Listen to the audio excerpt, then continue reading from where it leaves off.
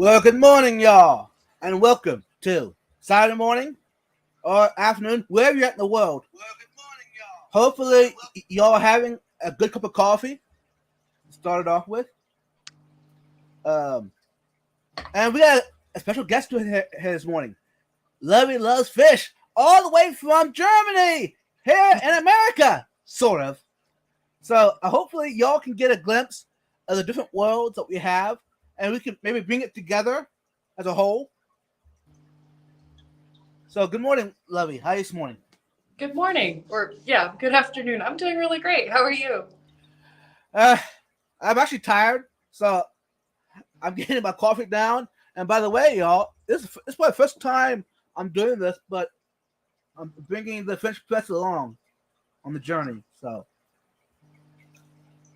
I actually prefer French press coffee over regular food. I have my regular filter coffee. That's my favorite. I used to, but if I wanted a real intense coffee, it'd be the French press. But I'm gonna welcome everybody here to the stream. Way Way was here earlier this morning, or whenever he was. Thank you both for stopping by. And for those that watch the replay, thank you. And you might learn something different or new, so stay tuned. We got only Oscars, June, and June's from California. Welcome. Make a decision. Hey, June. I'm kind of lost. You mind telling me about what decision I'm supposed to make? I can't multitask. Did I miss something, June? Good morning, 3G. How are you this morning? Morning. Finally, good morning vibes.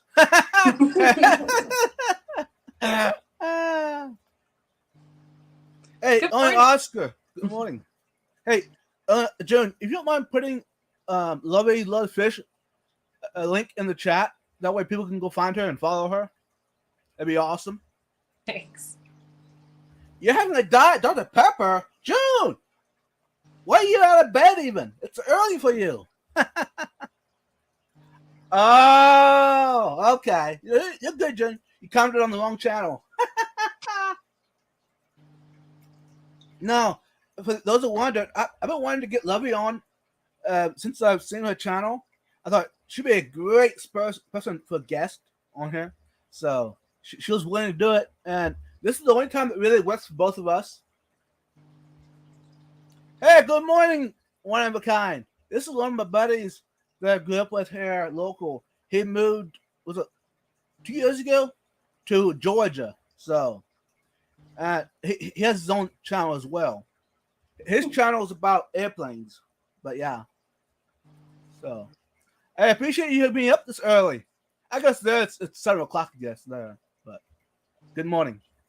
One commercial quick before we go into the topic of the day. Okay. Y'all can pick up your own it's Fish Fam badge.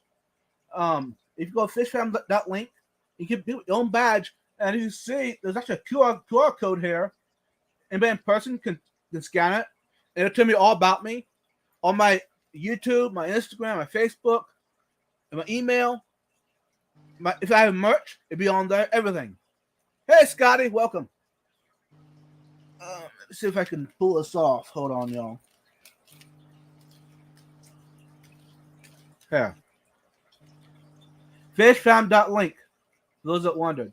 And Maj, I'm putting that in the chat for the newcomers. Matt over at Liquid Zoo did a great job at setting the website up. And Annette, Mystery Snow Guardian, is doing all the landlords for the badge. And she threw in some. Let's see if we can get him. There's like a little snail. I love snails. And some kind of a fish. Let's see if I can get it on the.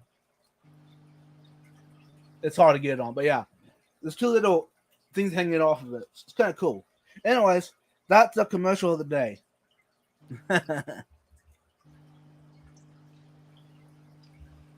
Okay. So, is Lovey, is that your real name? My real name is Love, yes. Ah, Yeah, that's sweet. I think I've even, yeah, I do. I have it right here. Ah, you get your own personal cup, y'all. Mm, So, Lovey, how long have you been in the hobby? hmm. Well, I would say that I probably started when I was either 15 or 16. I was living in Mexico, and my mother came home with a goldfish in a bowl with an air stone. And she even told me, this can't, you can't keep it like this, but I have it here at home now. And from then, I kind of built up on that, learned how to make my own filters, and yeah, basically just educated myself since then. And when I came to Germany, obviously I had to start from zero, and now I have one, two, three, four, five, six, 7 tanks set up here at home, and that's not the maximum that I have had set up at once. So, what's the maximum you had set up at once? Oh, I think that was 8 or 9 because I also had 2 breeders in my bedroom. Yeah. Nice. Yeah. So, what's your favorite fish to keep? My favorite fish is probably a little silly for most people. I really love bristlenose plecos, or plecos of any kind, really. But I really do like plecos. I like the sucker catfish, as you would say. Yeah. Nice. Yeah, actually, by the way, I got one in all my tanks. At least one in all my tanks. Yeah, I think they're great fish. I don't know. To me, I just love their shape. I love their derpy little eyes and their sucker mouths, or how they, Mm-hmm. I don't know. I just think they're awesome. I know Eh, that there's probably way more impressive fish out there, but yeah, well, I don't know. They're all, like I said a while back, they're all, each fish has a spot in the hobby. yeah, I So, agree. and yeah, moving on. What's your favorite size tank to keep? Oh, well, now I have 2 tanks over 100 gallons in my living room. So I do have to say I really do like the larger tanks just because I really love community tanks. The one behind me is a cold water goldfish tank. Um, I just really like the size. It also is much more stable and easier to take care of, in my opinion. But I guess for newer fish keepers, I wouldn't go under anything than 30 gallons. So there has to be, I do like them a little larger. I don't like nano tanks too much. Uh-oh. So you're saying that my tanks up behind me are too small, huh? What size tank is that? There's three of them. They're 10 gallons. 10 gallons. Yeah. Well, I have one actually right in front of me if I turn my camera around. I am doing a dry start on an Iwagumi scape. So there is Glossostigma elatinoides growing a carpet. And I have some dragon or oko stone as the hardscape. And that one is about 15 gallons. But that one's just going to be a home for shrimp. So it doesn't need to be too large. Right. No, this it's actually it's like a metal stand. It's 30 inches, which it fits a 40 breeder perfectly. Yeah. So I actually got two 40 breeders behind me down below, but the lights are still off yet, which I should turn them on. But anyways, they're off, so you can't see them. But yeah. The one tank right here are Shelleys, Maltese. You've heard of them? They'll be the The shell dwellers, right? Yeah. Yeah. There's probably like 40 of them in there now. I need to remove some. There's an upcoming trade show coming up in 2 weeks, and I figured I'll take them to that. So. Yeah, next weekend I'm actually going to go to a fish swap meet in a nearby city, somewhat nearby, called Neumünster. And I'm hoping to see maybe some interesting things, and yeah, hopefully won't take too many fish home because I still have a little space, but Right. we'll see. So, how is the swaps over there? Maybe get a little glimpse of them. Well, here in Germany, Germans love their rules. They love their paperwork, and everything is very strict when it comes to animal husbandry. So, for example, the swap meet that I'm going to next weekend, they have very specific rules on the size of tanks that you can use for Ausstellung for the fish that are up for sale. They need to be blacked out on 3 sides. They need to have the proper technique, even if they're only going to stand over, like they're only going to be put up for 2 or 3 hours. The fish need to be taken care of as if they are in somebody's home already. And you have to also, yeah, it's a lot of work. That's why I have personally not looked into selling my baby blue acaras there, because I literally just don't know the logistics of setting something like that up on the fly.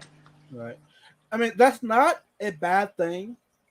I mean, I can see good in that, but I agree with you that that's a lot of extra work.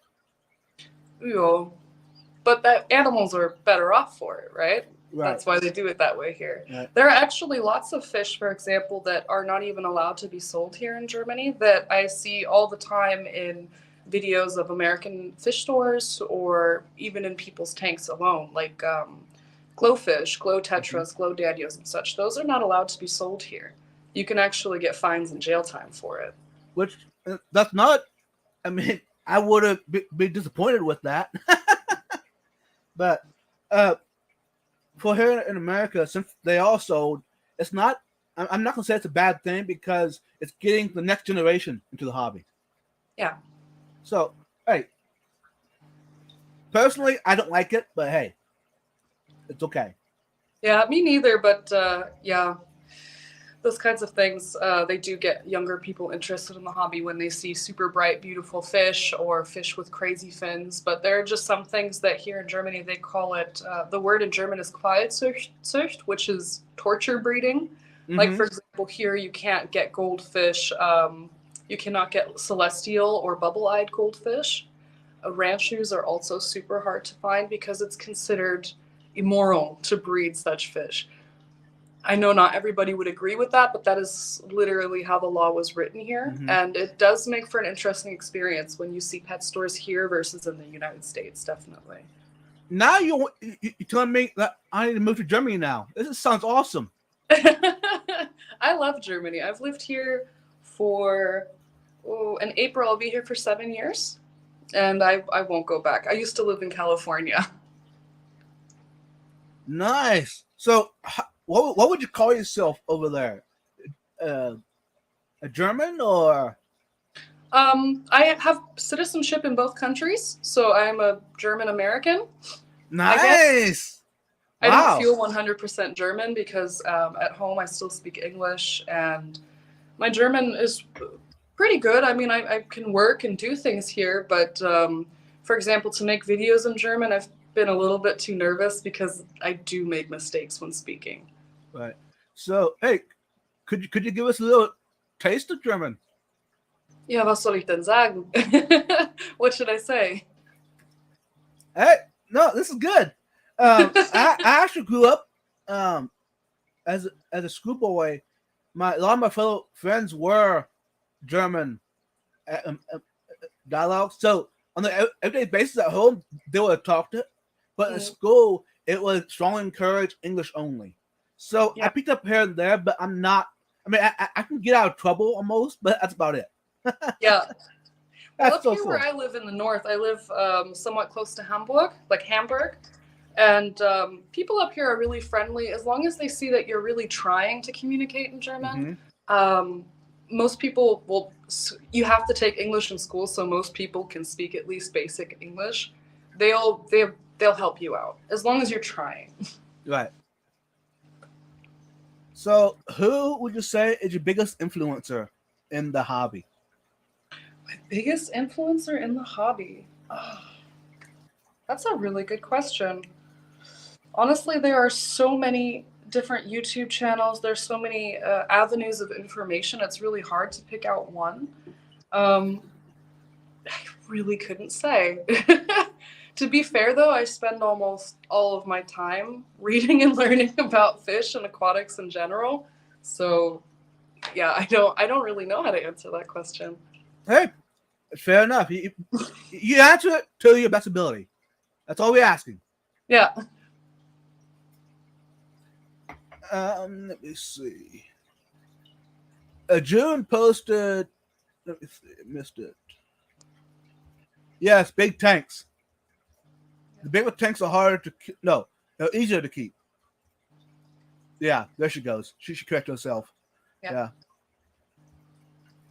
Yeah, she said muffin toast. Yep. Hey, June. By the way, thank you. Yeah, I agree. That's my favorite fish in my house. A glow, a glowfish Oscar. Now that'd be weird. But if someone would have one, it'd be June. Oscars would have it. She has, I think she has like 10 tanks of Oscars. Oscars are really great. I'm again, that's a South American cichlid that I find really interesting, and I would probably end up keeping one eventually, or not one, but keeping the species eventually. But I am definitely intimidated by the aggression levels and the size. Yeah. Yeah, for me, it'd be the actual size of them. I came upon two of them. They were full grown. The regular Oscar and then the albino. I thought about keeping them, but I said, in my house, I'm not really set up for them. So I moved on and I traded with my fellow fish keeper. He's about an hour from me. He also breeds, keeps, and rescues, which I'm a rescuer. Anyways, he had four rainbows, adult rainbows. Bosmania. They're like 5 inches long, all colored up. I said, hey, bro, since you're set up for Oscars and I'm not, you want to do like a swap, a trade? Oh, yeah. So it's perfect. Vibes, are these a list you came up with? I like it. You mean the questions, June? Hey, good morning, Troy. Welcome.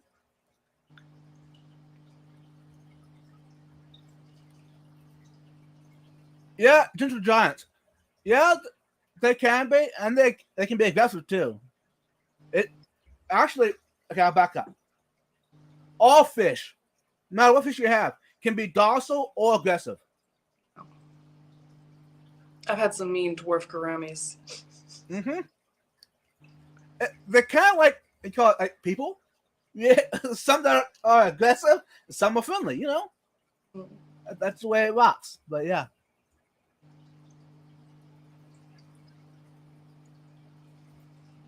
The Starry Night is half the size of Oscars and he's a tank boss. Yeah, actually, yeah. The Starry Night can be very. I haven't kept any Starry Night cichlids, but I've been told that they're pretty aggressive. Hey, good morning, Slack Pet. Welcome.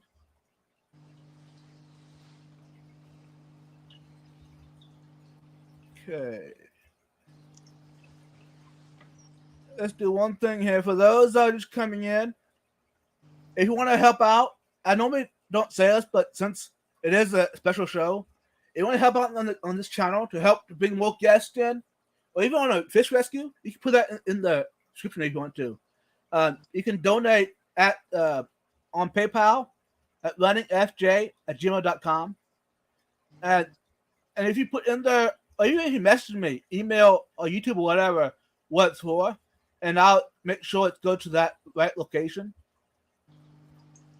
We don't ask for it, but people have been asking me for a way that they can help out. And that'd be a way that you could help the channel grow or pay for its cost of whatever. But for those that have in the past, thank you. Much appreciated. I don't feel like I deserve it, but let's keep on. We're 20 minutes in, y'all. Can someone in the chat tell me what time it is? It must be 6:23 in the morning for you. It is. And since you're here, I'm gonna do a little bit of a fun thing. Vibe check.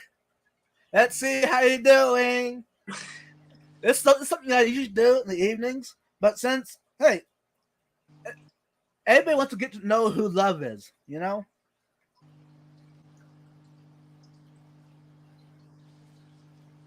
So, hot or cold? Hot or cold what? Whatever. Hot. Boots or flips? Boots? Boots or shoes? shoes. Fast food restaurant or a dine-in? A dinette. A dinette or a home-cooked meal? Uh, Probably still a dinette. I'm always cooking. I rarely go out, so that'd be nice. Okay. So, what's your favorite dinette to go to? They don't really have that kind of thing here, honestly.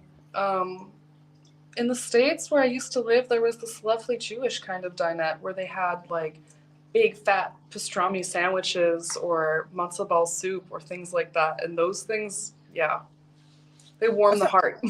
That sounds good. Yeah. Wow. Okay. Mountaintop or beachfront? Beachfront. Beachfront or city life? Beachfront. Ah. Truck or See, car? Oh, go ahead. I went from San Diego, which was what, 3.5 million population, and now I think there are like 500 people living in the town where I live in. So I really I escaped the city life, and I don't plan to look back. Okay. By the way, y'all, I just added some more to my cup. French press coffee. It's a morning blend, so it's a light roast. So, plane, car, or train? I guess plane. Favorite color? Pink. You ain't that far off. I don't know if you can see it. Maybe you get a glimpse of it. My walls are lavender. Yeah, I saw that. I thought that was some kind of lovely LED light. That's nice. Yeah, that's actually, I mean, that's really not my fault. I grew up that way. My mom, everything had to be lavender, literally. From paint to scent and candles to detergent to hand soap to dishwashing soap to, if there was any air freshener, it was lavender. I mean, everything was lavender. Tea, actually, now in the evenings or afternoons, I'm drinking a lavender latte, which, or even a lavender smoothie. I know it sounds weird, but it's legit. I like it. Oh, I believe it. That sounds very relaxing. Very yummy. Hey, here's a question in the chat. How do you feel about flower horns? I think my major problem with flower horns is that you just can't really keep them with anything. No tank mates, no hardscape, most of the time not even substrate. And for me, it's like the whole experience of the tank is your pet, is your baby. It's not just the fish, it's everything to go with it. So while I really love the colors and the patterns of flower horns, I just feel like for me personally, that'd be a rather boring pet.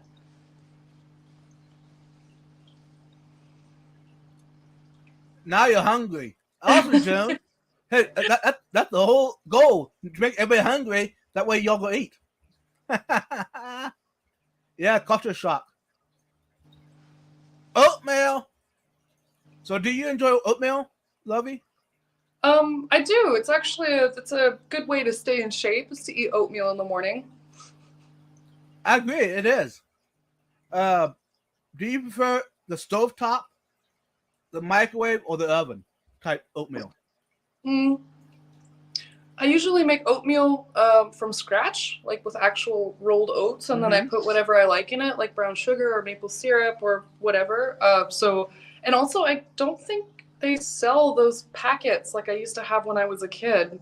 I don't think they sell those here. I used to really love the brown sugar maple syrup one in the morning, or the one with the dinosaur in it. Maybe you need to send me your address. Maybe I can ship you a package of the maple. Cool. It's been a long time. Yeah, here in America, I mean, it's everywhere. We can buy it from any store you want, basically. They'll have it.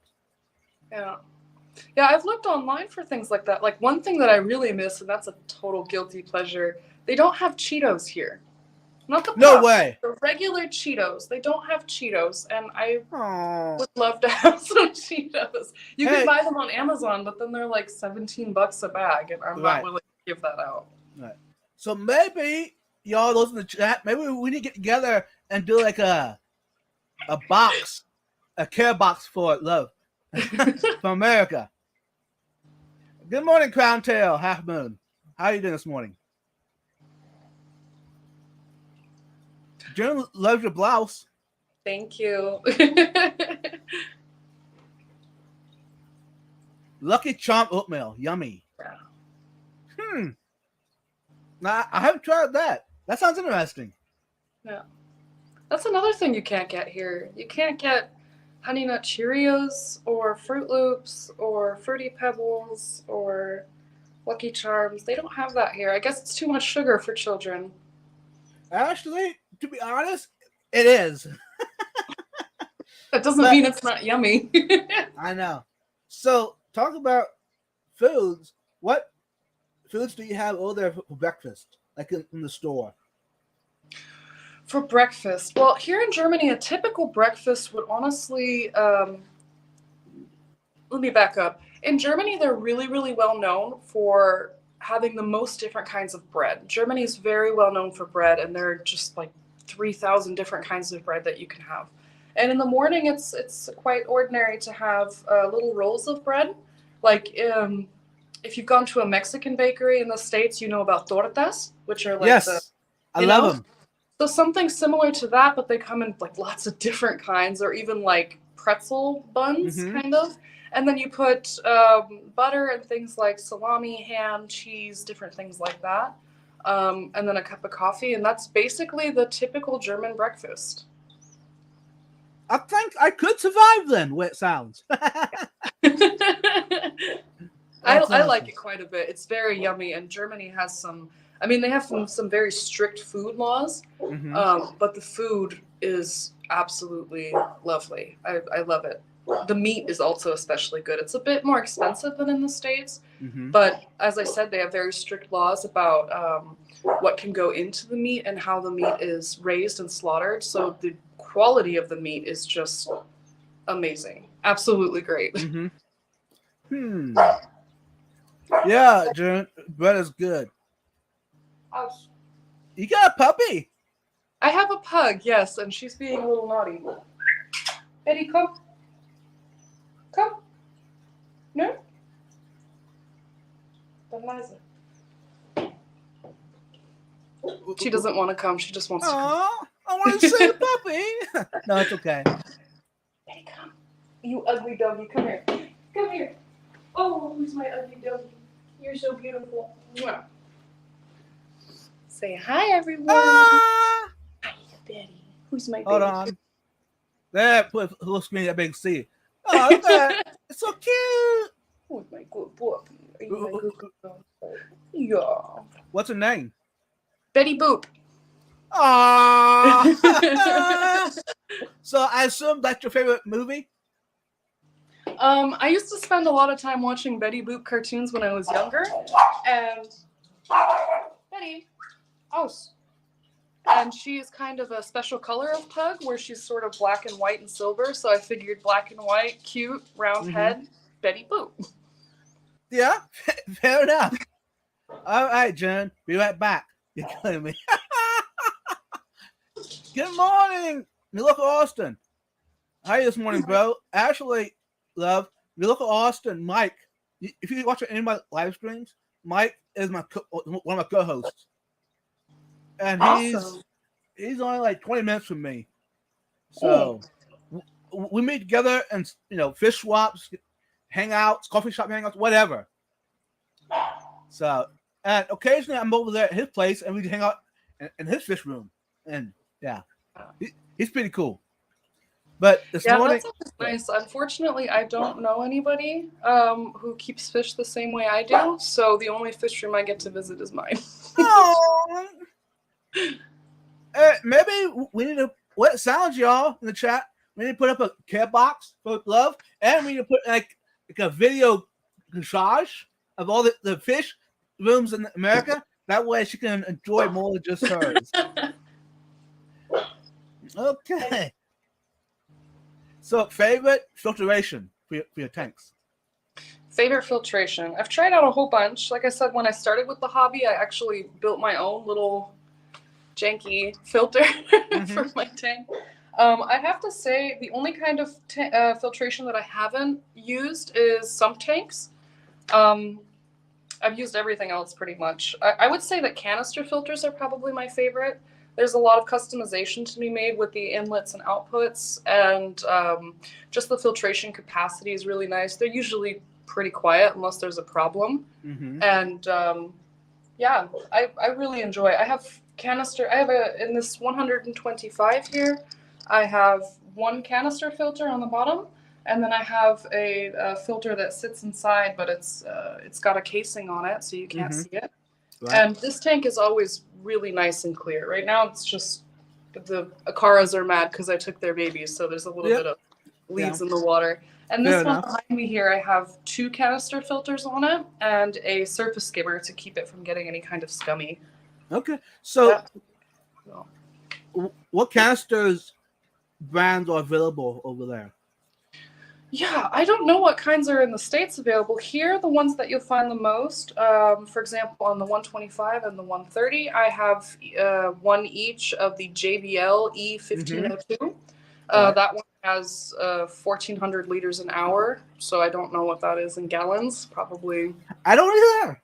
I honestly don't know. Maybe 400 or 500 gallons an hour? I don't know. Let's see.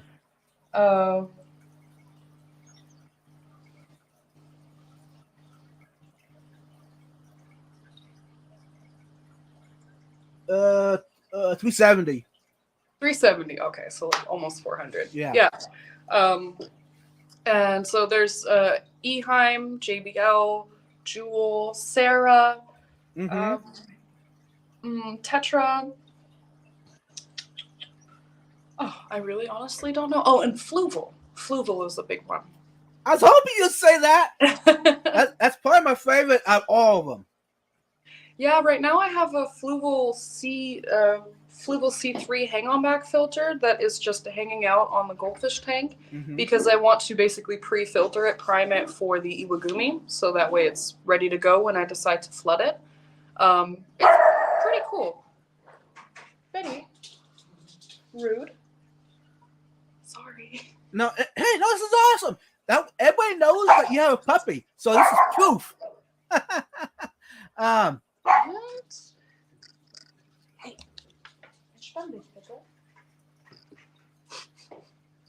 so have you used polyfill or like a quilt batting as a filter floss?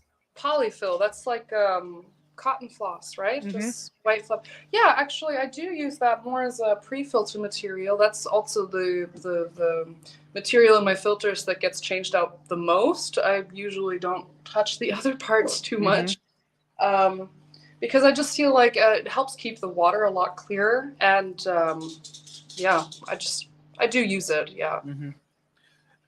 Do you use RO water or just water from the tap? Here in where I live in Germany, the water quality is immaculate.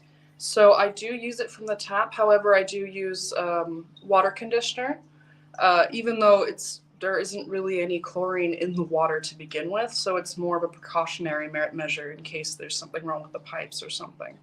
Right.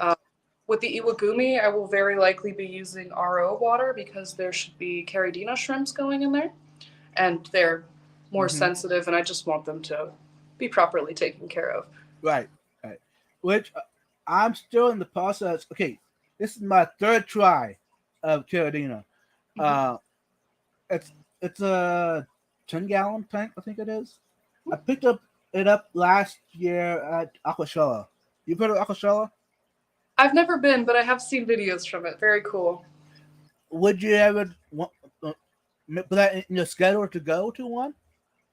I mean, I would very much like to go to it, but I just don't know how I would get there from here to Texas. It's like a 12-hour flight at least. Oh, that ain't bad. Whoa. There is for this year. Since you're talking about Aquashella, let's do one more commercial, y'all.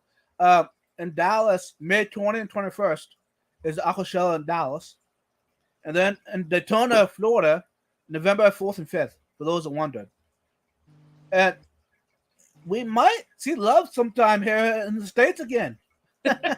That'd be I mean, I'm awesome. allowed to go back. It's more a question of time and money. I mean, Right. yeah.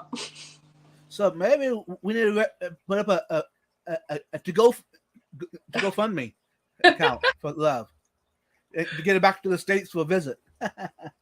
But back to the, I picked up the tank Alcachella. Actually, I won it. One of my fellow fish keepers, fish. Actually, they're the #1 breeder of shrimp in America. They're in Florida. Anyways, he was one of the YouTube creators. Okay, at Dallas, they did a YouTube creator competition. And they had like was it like nine different creators, YouTubers did their own tank of whatever aquascape, and then at the end of the event, they had a raffle for not only just the tanks, but they had most of the brands, the vendors had items in the raffle that you could pay whatever money and get the tickets. Yeah. Anyways, I was lucky winner, and I won this tank from a fellow fish keeper. Anyways, I've been trying to set up the shrimp. I tried 3 times now. Let me see. Was it in December? He sent me 10 Neos. And I tried it, and it didn't work out. Were they Caridina or Neo Caridina? They were Caridina. Neo Caridina. Well, their water parameter requirements are a little bit different than Caridina's are. Right. So, I've never had a problem with them, but again, our water is probably drastically different. Right. That's too bad. That really stinks. I love shrimp. So for now, I'm thinking I just stay with the fish I do have success with. So yeah. Okay, but how did we get sidetracked? So, what's something in the hobby that if you could change, what would it be? I think the first and biggest thing that comes to mind is the abundance of misinformation.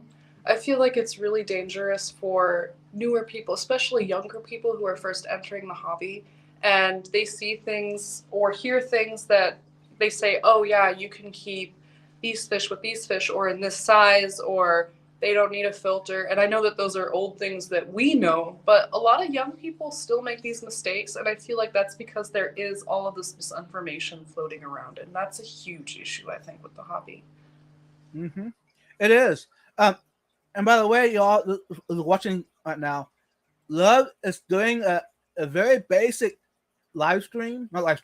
channel for beginners, which that's kind of probably how I found her. She's very easy to understand.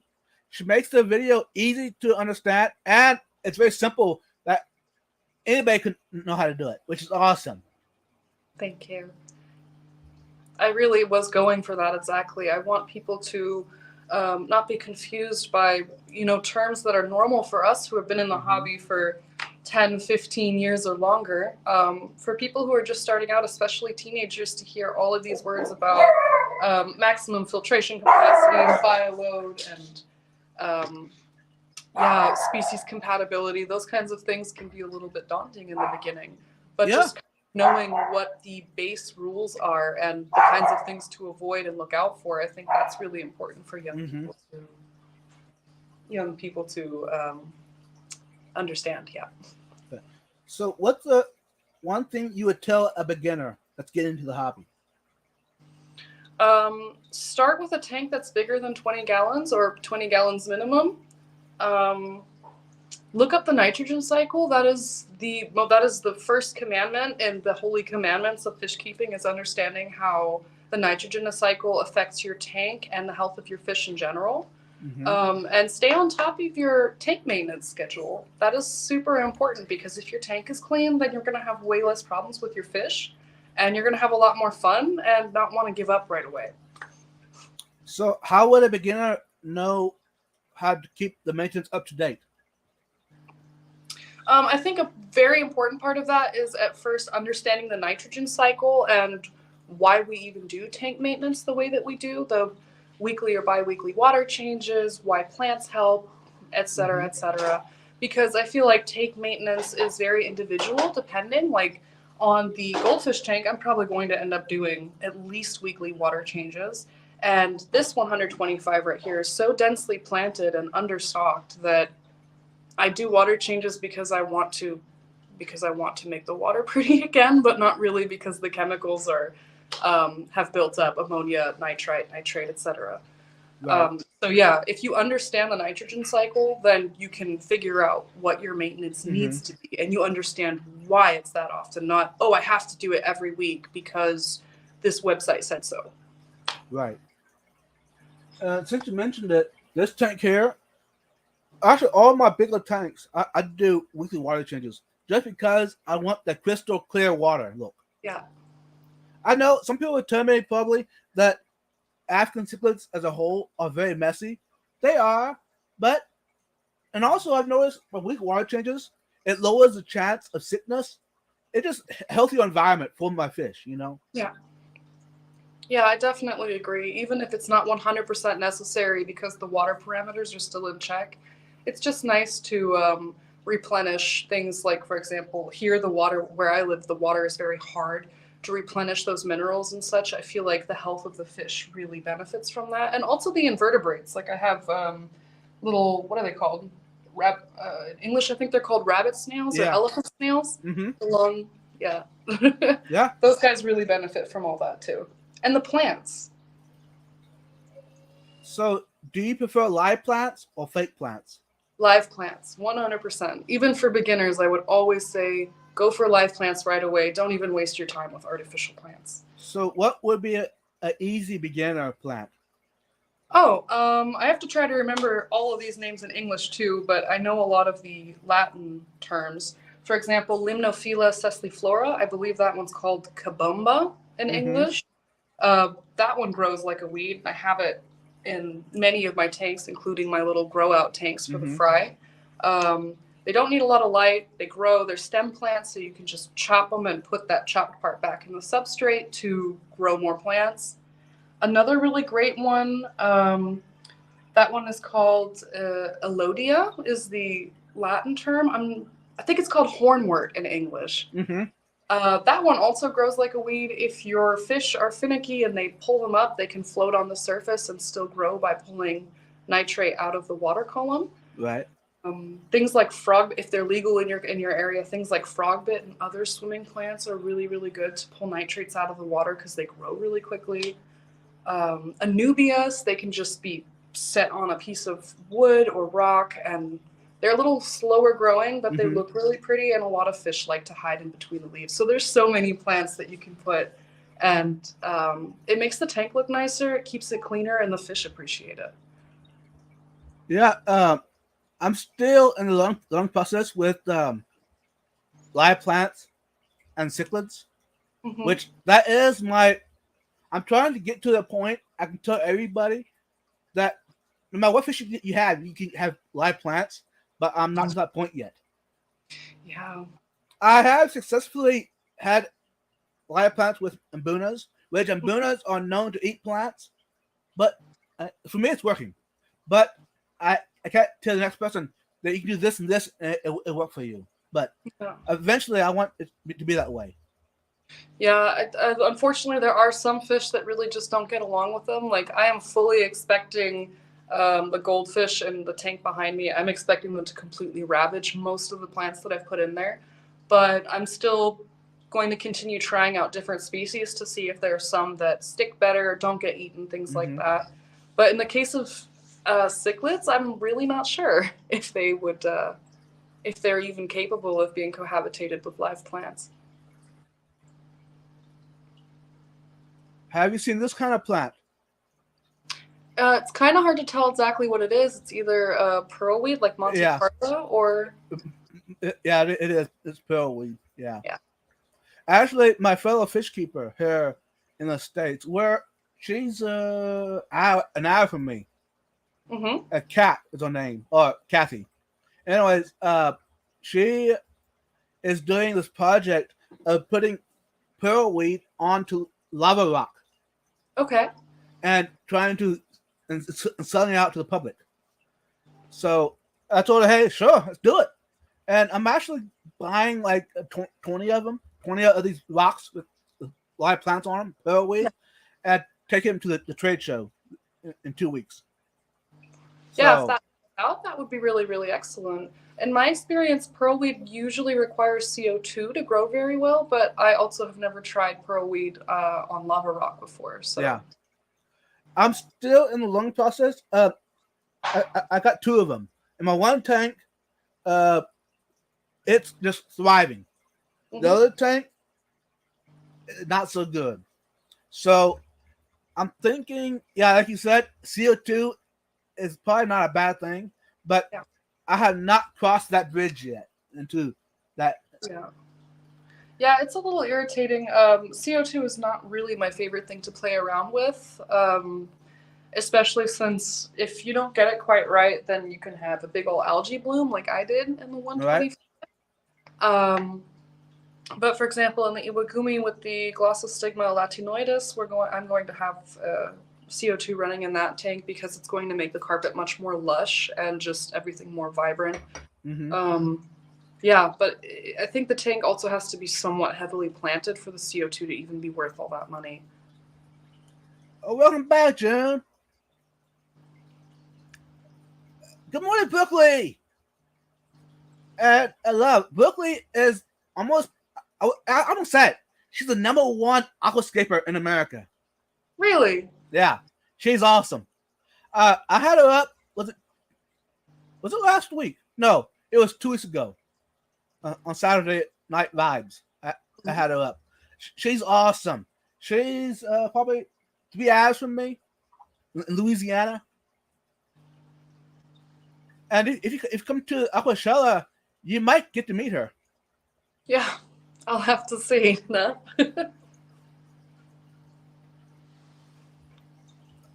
Aww. Stop it, Brooklyn. She's awesome. Anyhow, back to the. What's your favorite movie? Horror. Which one? Oh, my favorite horror movie of all time? Mm-hmm. Probably The Thing. Okay. Would you rather go to a movie house and watch a movie or watch a movie at home? I guess the movie theater. I like the experience of the big screen. Okay. So, what's your favorite snack to eat during the movie? Popcorn. Which one? The extra buttery one? Extra buttery and preferably salty, as unhealthy as it gets. That's how I like it. What's your to go soft drink to drink during the movie? Soft drink. Probably Dr. Pepper. Which Dr. Pepper originated in Texas. Yeah, I didn't know that. They don't have Dr. Pepper here. You can buy like a can for like $2 or $3, but it's just like the little one. Aww. Hey, y'all, I think we need to get a care box for Love bad. She needs everything we have in America. What's wrong with cats and CO2? I am not aware of any problem. I have a cat, but I also have my CO2 tank and all of the tubing more or less out of the way inside of the aquarium cabinet. So I've never experienced any issues with the cats getting ill from CO2 or anything. Mm-hmm. What about the move on? June supposed to. It messes everything. Changing the settings on my tablet and laptops. If you find hidden keys, I know CO2 has no chance. Possibly. With my CO2 tank, like I said, the big tank with the valves and everything, that's safely hidden away inside of my aquarium cabinet here. Don't think a cat could open this. I have issues opening it. The tubing runs behind the tank and into it, and there's also a lid on it. So I can see maybe the cat's biting through the tubing, but the valves are also not really that easy to turn, even the ones, the intake and outtake valves. Right. I don't really see a cat messing with Mhm. that one too much, unless you have a cat with thumbs. Then Right. no So, go. so basically, hey, I just thought of it. How did it work to put the tubing inside of the hose that use canisters? Use the same kind of hose as a canister, but run the tubing through that hose as a protector. Oh yeah, I suppose so. There probably are like thicker hoses that you could put all of that stuff in while you're Mm-hmm. setting it up, and then no one's gonna mess with it. Right. As long as you have the valve free, I think that would work very, very well, actually. That's actually a good idea. Thank you, love. You're awesome. Good morning, Michelle. Fish in the AM. Oh yeah, exactly. And actually, chat, how do you feel about a Saturday morning live stream? Is that just a bad thing, or you think this could be an ongoing experience for y'all? You're welcome, June. I've always been hesitant on CO2 because I always go overboard on stuff, and I figured I would end up. Yeah. I mean, don't take my word on this, but I'm fairly certain that even if you managed to leave it completely open and the hose was disconnected so that there was just CO2 running into the room, I don't believe that you would gas yourself unless every single door and window to your home are completely airtight. And even then, I don't know. I don't really Right. think I'd get totally ill from that. Possibly. Well, there you go. So that pet fish stream should be 24/7. I see that. Yeah. That way, if I wake up in the middle of the night, I can watch a live stream. Well, good morning, Scadanana. Welcome. Well, there's your answer. It's a great way to wake up. Yeah, it is. And by the way, y'all, it is because I usually don't have this, but since I've been up so early this morning, I had French press. So I guess it's a bonus for going live early. Yay. Maybe if you live in a closet. Cool. Yeah. If it's a very small room, I can't really imagine gassing myself in this living room, and I don't live in a large home, so yeah. I don't really think that that's an issue. However, I would definitely research anything if you weren't 100% sure. Mm-hmm. What is one thing about you that people will not guess about you?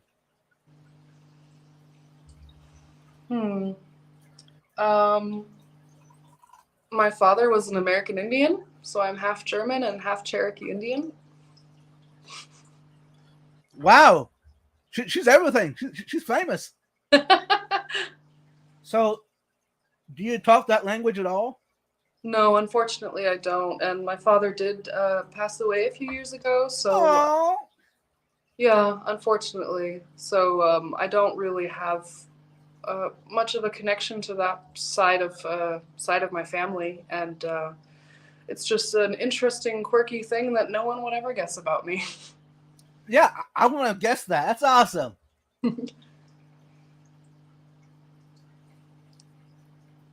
So, if you could give one piece of advice to someone younger than you, what would you say? Advice in terms to what? Like life advice, fish Yeah, advice? whatever. It's an open question. Oh, gee, I don't know. It's highly dependent on who and what, I guess. Don't give up. It gets Hey, better. that's a good advice. Yeah. Yeah, the other folks said I would have to have a CO2 tank as big as my house and way too large opening to do it. But I'm talented and messing up. But I think it done it. Awesome. The chat's awesome this morning, y'all. You did a good job. Yeah. So, are you? Yeah, you said that. Are you planning to attend any other conventions or swaps in the coming year? I would love to if I could find them. Unfortunately, the one that I'm going to next weekend is in a city that's not huge. I think the population is 100,000, and that's the biggest town that's close to me that's not Hamburg. And that's going to be the last swap meet of the season. The next one is in September, I believe. If I'm able to find any other kind of aqua swap meets, for example, in Hamburg or any place that is reasonably close enough for me to drive and actually get there without driving for hours and hours, then I would definitely love to go. For me, I just have to find them. Hey, did you hear that, y'all? Love would love to go. Yeah. That's awesome. I like this. Hot coffee or iced coffee? Hot coffee. Hot coffee or hot tea? Hot coffee. So, do you like black coffee or creamer and sugar? I like a little bit of cream and sugar. Not too sweet, like not Starbucks Frappuccino sweet, but definitely to take a little bit of the bitterness off. Okay. Homemade coffee or from a coffee shop? If it's a nice coffee shop with fancy beans, then the coffee shop. Otherwise, I'll do it at home. So, do you have fancy coffee shops that are local to you? Coffee shops? What's that? Yeah, I mean, like I said, Germany is quite well known for its bread and its bakeries, so you can very well get some nice coffee with some freshly baked bread or other things that are similar. They also have like slices of cake to buy that you can have with your coffee. But like a coffee shop like Starbucks kind of thing, not where I live. Very likely in the bigger cities like Hamburg, Berlin, Munich, those kinds of places. Hey, June, just go out and go to any swap or convention or whatever. Just check them out. If I could give myself advice 25 years ago, it'd be to avoid the crazy women and they aren't cool as they seem. Whoops. Hey, that's kind of an opinion. I have a question. If I buy plants, how would I ensure that no snail eggs would be attached to the plants? Is it something that I could use or do? Yeah, actually, I don't know if this is available in the States, but very likely it is. Here in Germany, we have something that's called in vitro. And basically that means that these plants have never been in any foreign gardening facilities. They're not just in regular water. They're actually grown in a very nutritious gel from seeds. And this plant has never touched anything natural. It's just grown in a lab in this jelly. And when you buy it, they're generally pretty small, but you can be 100,000% certain that there are no snail eggs, no pests, nothing on these plants.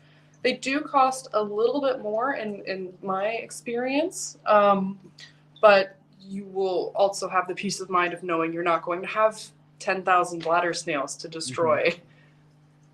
Or what you could do is just get yourself a puffer. Yeah. But I'm also of the opinion that you should never, like how I said my favorite fish is probably a pleco.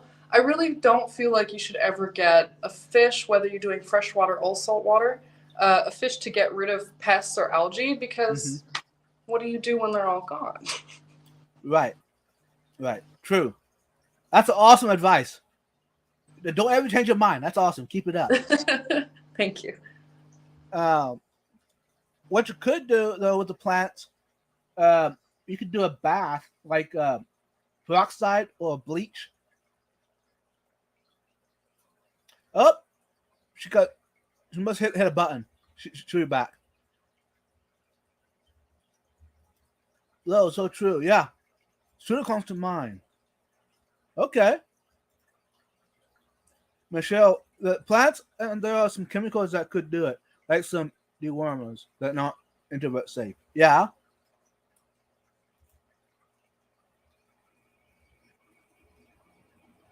And she's back. I'm so sorry. What happened? I wanted to check the chat and I pressed the wrong button. Hey, y'all! I think she passed the test. She finally did it. She hit the wrong button. Woo! Hey, love, by the way, I think all live streamers have done that. Okay, good. So you made the test. You passed it. Welcome to the club. I've done it so often, so you're good. Okay, good. I felt so bad. I'm sorry. What were we saying? You're good. In vitro sounds like what is referred to as tissue culture here. That could very well be. Yeah. I'm not exactly sure. And by the way, y'all, I'm not a plant expert. I'm just a beginner in plants. So all I'm telling you is what people have told me. So I'm ignorant. Yes, I do buy cultural plants currently. Mm-hmm.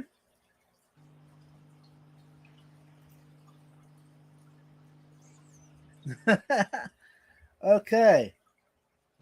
Now we're talking about plants. Yeah. What's your favorite substrate? Favorite substrate.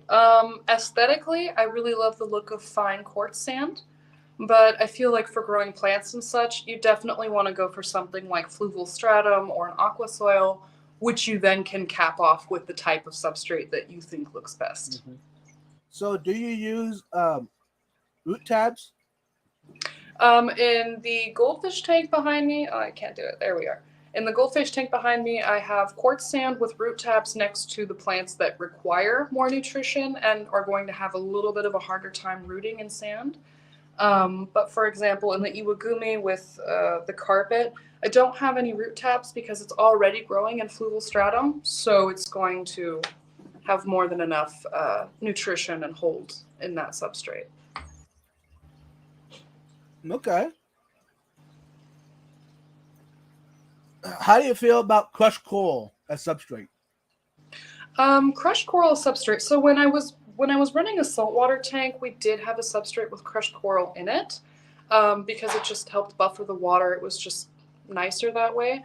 I personally don't have experience using crushed coral in a freshwater aquarium, but I do believe it probably has the same effects, in which case, go ahead and use it. It Mm-hmm. should be safe. And since we're talking about it, I do have crushed coral in my tank with the peacocks, cichlids. Mhm. I think that's the only thing I have with crushed coral in the substrate. This over here is oregonite, which would be very similar to Yeah. the crushed coral. And my actually it's on now, lights on, but you can't see it. From my Maltese, the Mhm. show dwellers, that is also that's no actually that's not oregonite. That's KFC. It's made for saltwater tanks. Yeah. The KFC uh, Fiji pink, I think it's called. Hmm. It comes in a bag and it's wet. It has all the bacteria in it for saltwater tank. Yeah. Live sand. Yeah, Yeah.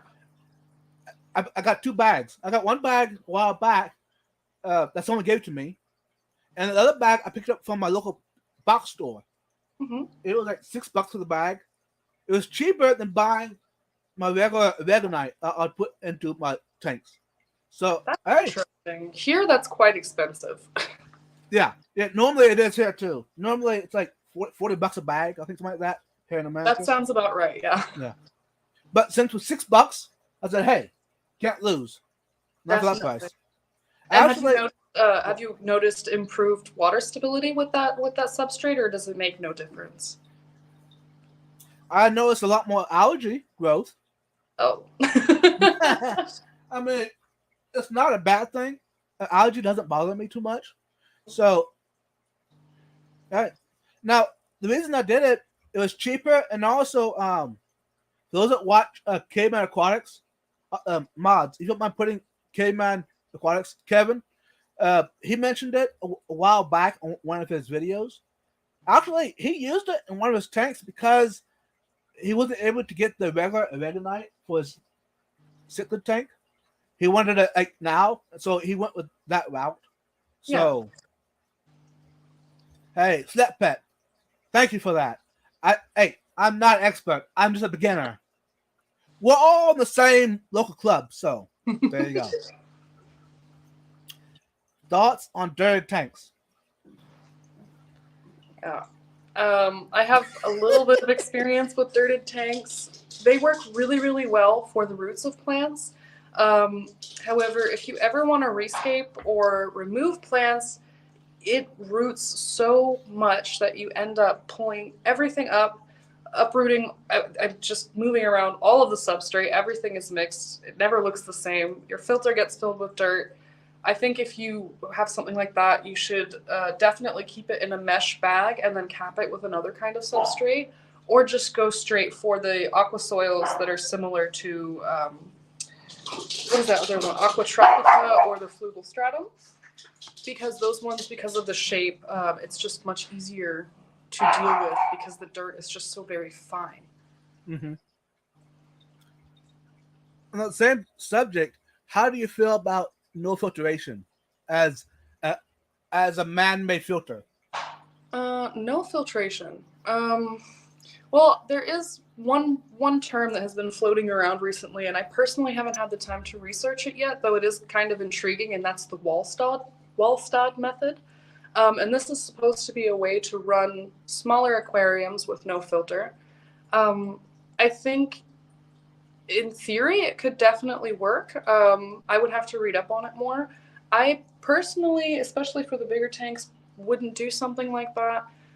Because I feel that the bio load from larger fish and such it's going to exceed the filtration capacity of the naturally occurring bacteria and the chemical needs of the plants. So I think that maybe that would work in a smaller, more enclosed space, but like bigger aquariums like the ones I like, I don't really think they would work very well without filtration, without mechanical canister filtration, for example. Right.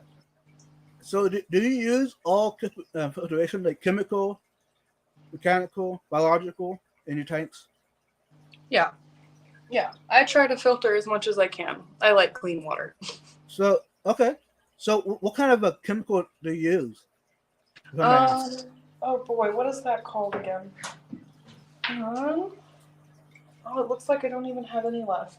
One of the big,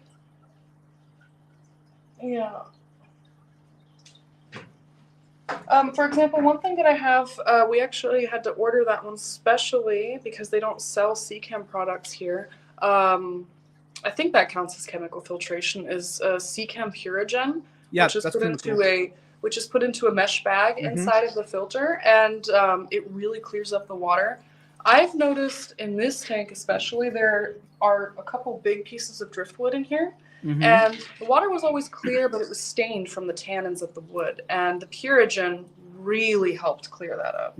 It looks much more beautiful, and the colors are then naturally much more vibrant because the water is so clear. Right. Yeah. Since we're talking about chemicals, personally, I don't use any chemicals unless I have to, which is, of course, the conditioners, I use those. But for like the filtration, it's all just mechanical and biological. That's it. Yeah.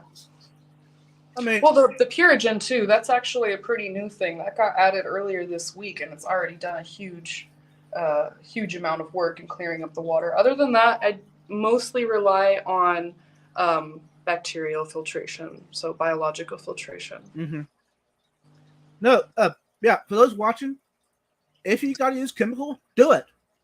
I'm not telling you don't do it. Do it if you have to. Yeah. How do you feel about sand? I like sand a lot. Aesthetically, I really like sand. I also feel like if you have powerful filtration where there's a lot of flow, everything just comes up off the sand and gets cleaned. It's also easier to gravel back. Gravel is nice too, like actual, not colored gravel, but stones and such. My first tank had bright pink gravel in it, so I'm just putting it out there. Not the colored gravel, people. Actually, to be honest, my first one was those blue glass substrate. The little marbles, yeah. It's pretty.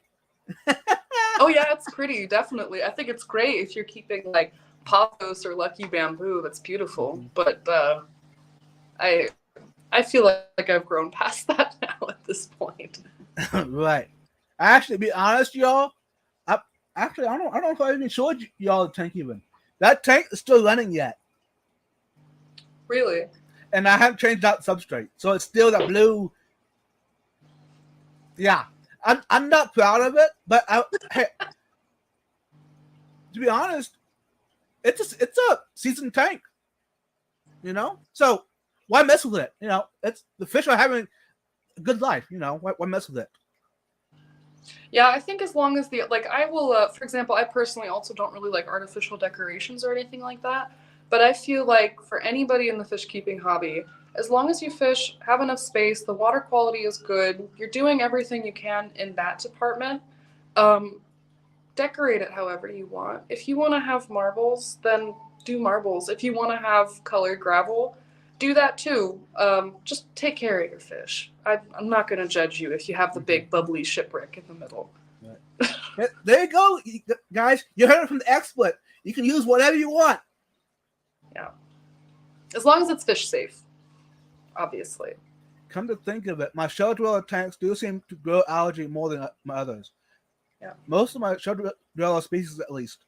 Yeah, true. Which that brings to my thought. I need to look into that and maybe do a little more research about that and see what I can do to overcome that.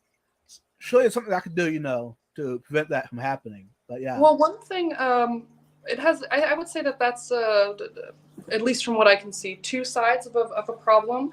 One side is that there's obviously the waste because there's a lot of fish from there, and second of all, you can't really keep plants in there, and the plants would naturally compete with the algae for those nutrients in the water coming from the fish waste. So you have this light coming onto the tank, nothing to pull up these extra nutrients, and it's just kind of perfect growing conditions for algae. I think that in my goldfish tank, because I cannot put as many plants because they just eat them. Right now, there's also hornwort floating around because they're trying to eat it. I might end up investing in a UV sterilizer because that will kill the algae that's at least floating around in the water column, and that'll help combat it at least a little bit more. That's awesome. One thing to the livestock method is lower livestock load than Americans typically keep in the tanks. Heavier planet and light fish. Absolutely. Yep. Yeah. Wait, so I shouldn't use that 5-gallon bucket of hot pink gravel I have? I know exactly which gravel that is. I'm pretty sure that's the kind of gravel I had way back then when I was a teenager. I think the major issue with the colored gravel is, and I would have to, again, do more research to check the veracity of this comment, but I've actually read that the ones that have the really crazy unnatural colors, the gravel, like the neon blue and the hot pink, that these colors can actually leach into the water over time. And they could possibly have a bad effect on your fish, but most especially if you have amphibians like African dwarf frogs. That's really, really bad for them in the long term. Yeah. I think that's good information. For those that wondered, my French press is empty. Now all you see is the grounds. So that means it's time to get the live stream ended, y'all. So, Love, what do you want to say to the fish fam who's watching before we leave? Thanks for listening, and don't forget to love your fish. Oh, she used that again. Love mode. Thanks everyone for being here. Y'all have a wonderful Saturday, wonderful weekend, and go hug your loved ones and tell them that you love them. Yes. And one more thing, y'all.